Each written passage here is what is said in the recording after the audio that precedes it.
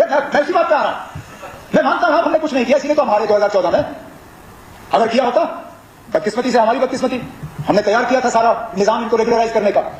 उस सैलाब में हम बह गए, उनका वो रेगुलराइजेशन भी बह गया। लेकिन चलिए हमसे नहीं हुआ, मैं मानता हूं नहीं हुआ हमसे।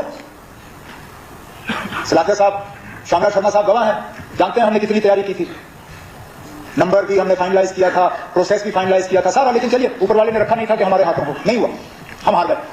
आप लोग आए, फिर क्या किया? मैंने गहराई से इसमें जाने की कोशिश की कि आखिर किया क्या आप लोगों ने। फिर जब आपको मौका मिला, मैंने पुरानी बजट की स्पीचें निकलवाई, जिसमें आप सब हुकूमत में शामिल थे, लगभग सारे जो साइड बैठे हैं सारे, मतलब हर बजट स्पीच में आपने इन्हीं डेली वेजरों के साथ जो है वादे किए। पहले बजट स्पीच में पैरा 173, 174, 175, पहले तो आपने ये बताया कि आप कर क्यों नहीं सकते हो। If the entire lot of such workers is regularized, the financial implications shall work out to 1925 crores per annum approximately. तो पहले ही आपने कहा कि क्यों नहीं हो सकता है। फिर कमेटी बनी, ठीक है, चलिए ना, फिर कमेटी बनी, ठीक है, अच्छा किया, बनाया आपने कमेटी ने, सोचा ठीक है ना, कमेटी बनी तो अगले बजट में उसका कहीं ना कहीं एक फॉरवर्ड मूवमेंट हुआ होगा। तो मैंने उसके बाद ये 15-16 की बजट थी, 16-17 का मैंने निकाला। 16-17 के हवाले से आपने सिर्फ इतना ही कहा कि हाई लेवल पावर कमेटी जो है वो तश्कील की गई है और हम इनके लिए कुछ करना चाहते हैं, फिर कुछ नहीं। फिर 17-18 की तकरीर आई, उसमें तो आप और ज्यादा गए। आपने कहा मेरे पास मुझे 2 फैसले करने हैं, मैं या तो 7th पे कमीशन दे सकता हूं या इन डेली रेटेड वर्कर्स को रेगुलराइज कर सकता हूं। अब क्योंकि मेरे ऊपर मुलाजमों का दबाव ज्यादा है, मैं रेगुलराइजेशन नहीं कर सकता हूं, मैं 7th पे कमीशन दे देता हूं। और फिर कहा over the course of the next financial year I intend to start the process of regularization of casual workers. I intend to start. तीसरा बजट, हाँ 3। चौथे पे जब हम आते हैं तब जाके आपने थोड़ी पेशरफ्त की, क्योंकि आपको मालूम था कि अब चौथी बार आ रहे हो तो कुछ तो कहना पड़ेगा। चौथी बजट से 1 महीना पहले, क्योंकि ये सेशन अगर मुझे याद है हम जनवरी में यहां बैठे हैं ना, मैं उस टाइम वहां बैठा था, हमें जनवरी में यहां बिठाया गया। दिसंबर में एसआरओ निकलता है, एसआरओ 520।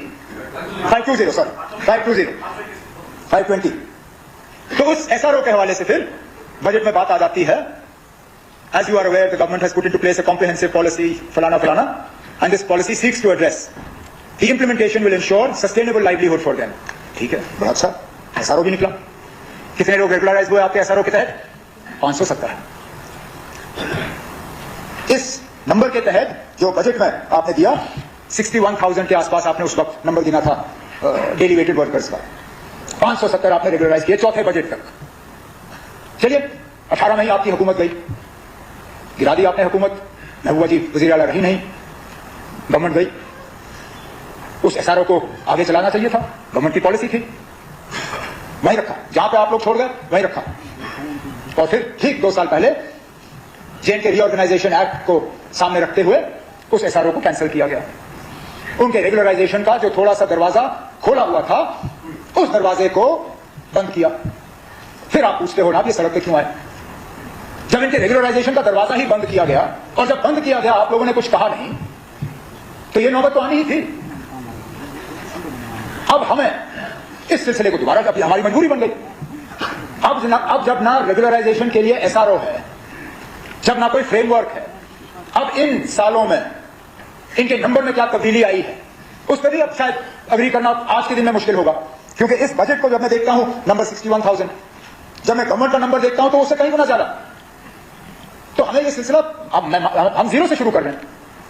तो आज कम से कम उन डेली रेटेड वर्कर्स और हमारे जो हैं कैजुअल एडहॉक, उन्हें इस बात का एहसास देने के लिए कि हम उनको भूले नहीं हैं, हम अपनी कार्रवाई कर रहे हैं।